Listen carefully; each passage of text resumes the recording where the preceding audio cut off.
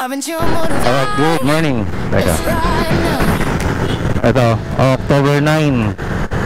So, tayo po ay naglalakbay ulit. So, para sa ating topic ngayon, yung mga nagtatanong po sa akin kung ano yung pipiliin ko, kung bibili po ako ng e-bike, kung WSP daw po ba, NOWSP, or NXT, or Next Silo. Si yun na yun na. Okay, so ganito guys, depende po sa ano ninyo. Una sa budget. Kasi syempre ako consider ko yung budget. Kaya po ako napunta sa WSP dahil nag-try din po ako, no? Kaya nga po sinishare ko sa inyo kung sulit ba. Para sa akin sulit guys, galing tayo sa motor eh. Hindi tayo nakakapag-maintenance ng mga kung ano-ano at yung rehistro, di ba? So magtatatlong taon na po natin gamit to. So sa quality, para sa akin hindi ko pa kasi na-actual yung Silo Pro, pero parang sa base na nakikita ko sa kanya, mas makunat yung kanyang plastic. So isa yon. Kung ikaw ay nai-stress ka agad sa mga cracks, I'll go for Silo. Kayo na po mag-points kung presyo, hindi kasi sila magka-presyo. So hindi siya apple to apple comparison to. So kung may budget ka, sa Silo ka na. Pero ang isang ano ko naman, kung sakaling ikaw kagaya ko, ayoko nang nagbabag, ayoko nang ang daming nakalagay sa flooring. Pagka kailangan ko lang gamitin yung flooring, doon ko lang siya talaga gustong gamitin. Kumbaga, gulo, no? So anyways, ako kasi mas gusto ko yung malaki ang compartment para hindi laging naka-expose yung gamit ko.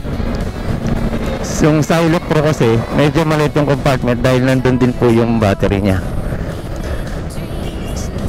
So may mga ganun po. Honest review lang po ako, ha. Sabi ko din naman sa mga saka yung mga nag-message po sa akin, ginagawa niyo akong personal support, ha. Hindi po ako hindi po ako empleyado doon para sagutin ko po nasagutin yung ninyo. Yung mga tanong po ninyo, lahat po yun na ko po sa video, no. So pasensya na, hindi po ako suplado, pero kumakain po ng oras sa akin, ha. Hindi ko po kayo may isa-isa at may kung kaya ko po sumagot, alam niyo naman po yan. Kilala na po ako ng ibang ating subscribers. Maraming salamat, no. Pero kung may nyo po kung tatanungin, hindi ko po kaya sagutin yan. Ang dami ko pong kailangan gawin. Hindi ko nga po nagawa yung ilaw ko, natanggal na naman. So anyways, asa na ba tayo? Kaya na po bilang ng points,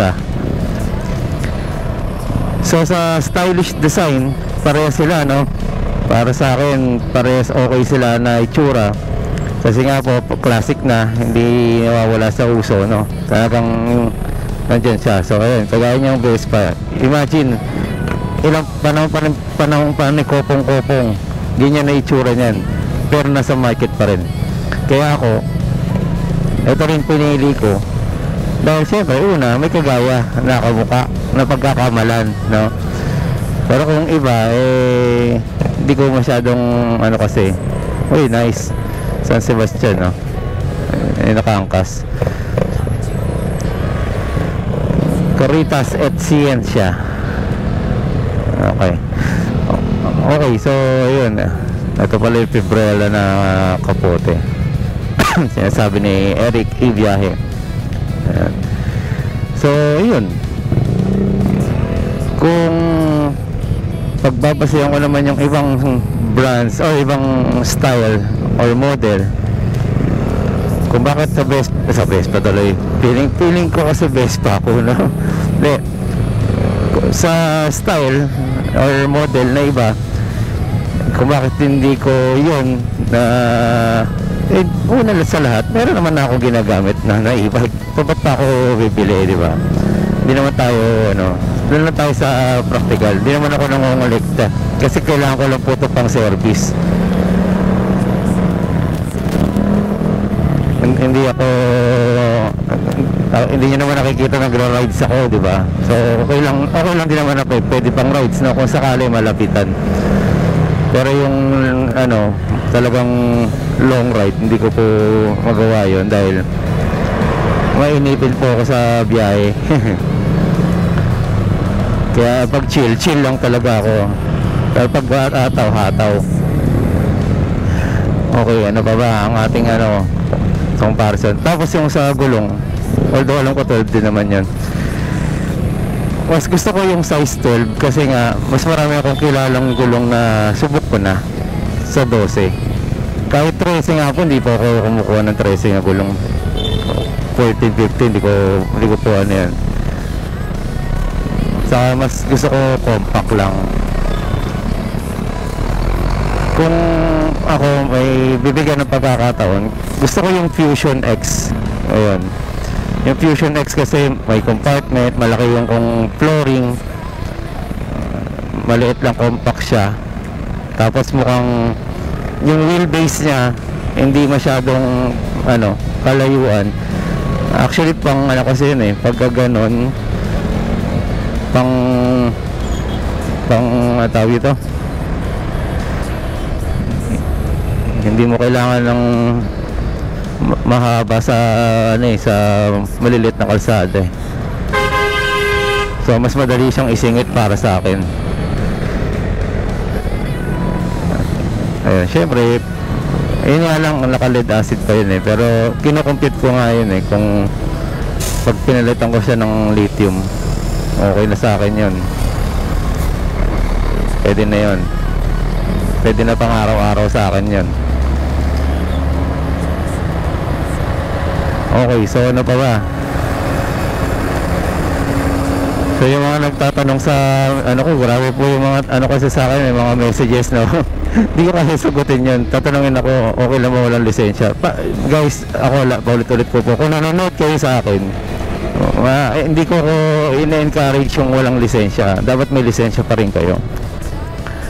Pansamantala po, wala pa po pero ngayon nagkakahulihan po ngayon guys, mga boss, nagkakahulihan po ulit ngayon baka po sabi mo hindi naman ako nagbenta sa inyo, di ba? Ano ba pagkakasabi sa inyo, hindi kailangan ng lisensya, ganyan ang mga spill ng mga nagbebenta kasi. Ang problema parang pagka nasa sales din po tayo kung ang pagbebenta nila parang astig ka kasi wala kang lisensya, lumabag ka sa batas, mali yun, di ba? Kung ako po, pag ganyan sa kalagayan nyo, hindi natanggal. Yun po yung natin, encourage natin.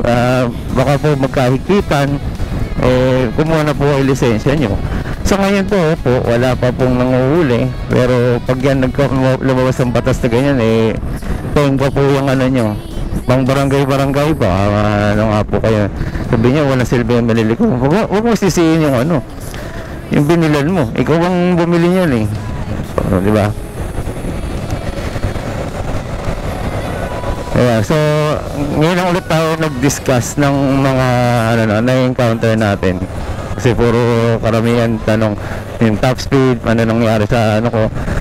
So yung actual po na nangyayari sa atin bilang ano ba tawag sa akin hindi ko alam vlogger, content creator, influencer hindi naman ako nagbebenta. Ang akin lang po, share lang po ako para po magkaroon po kayo ng idea. Pero yung pati yung ako yung magdidesisyon para sa inyo, hindi ko po magagawa yun. Kasi di ba iba po tayo ng estado sa buhay. Okay, so ano pa ba? Tapos yung syempre helmet guys. Ano pa ba yan? Kaya pa ba i-memorize yan? Pag lumabas po kayo, yung iba sinasabi, highway ba itong Hindi naman highway ito Ako po, nung bata po ako, ngayon, yung panahon po na yun, pag sinabing highway sa akin po ito po yung marami ng sasakyan na pwede namang mahuli na yung mga enforcer. Highway na po yun. wala po akong kinoconsider na national road o ganun. Basta maraming sasakyan, highway po sa akin yun. So basic po yun. So hindi niya pwedeng ipaglaban pa yun. Actually ako po nahuli ako sa loob ng subdivision. Walang lisensya nung panahon na yun.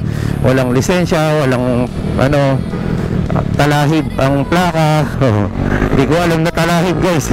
Alam niyo naman ang panahon na yun bihira yung may papel.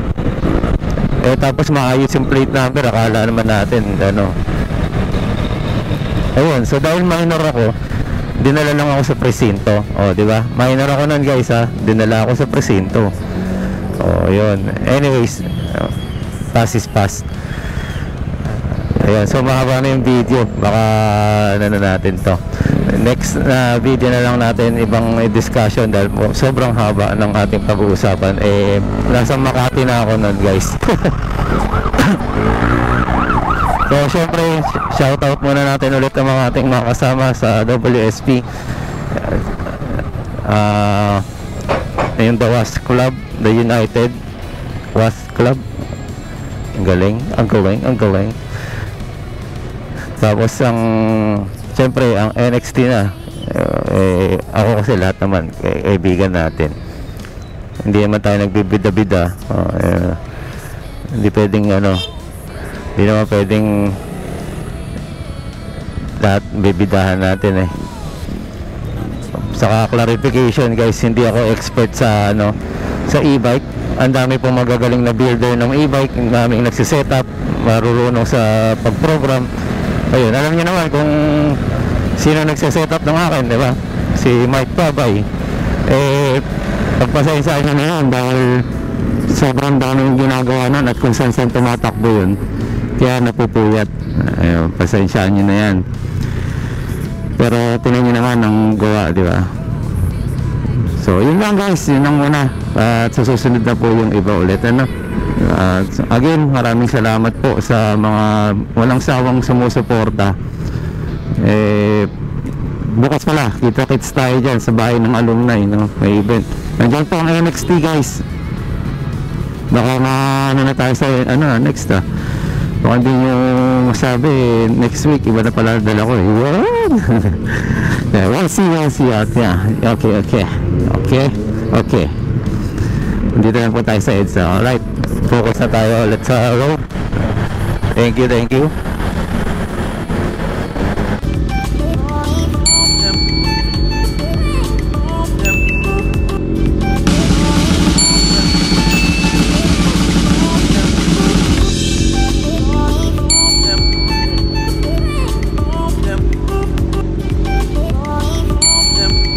Ayan meron na rin tayo dito sa Japan, guys. So okay, once again, Marvin Chua Motovlog po. Maraming salamat po. Salamat din po sa mga nag-subscribe. Okay, bulol pa